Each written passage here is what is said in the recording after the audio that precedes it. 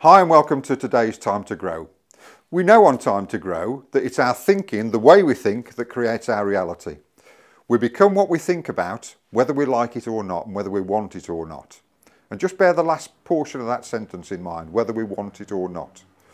So, there was a guy called Thomas Troward who was a Scottish philosopher back in the last century, and in the early part of the last century he used to do the lecture tour.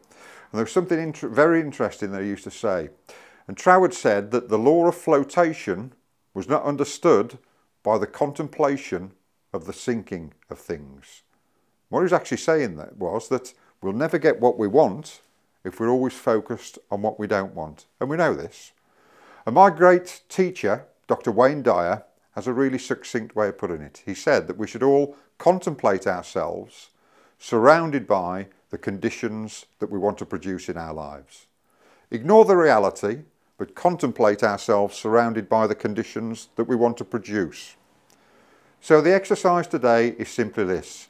For the next few minutes, go and find a quiet place within wherever you are now and within yourself, and do a spot of deep introspection, a spot of contemplation actually, and really focus on and contemplate on those conditions that you really do want to produce in your life.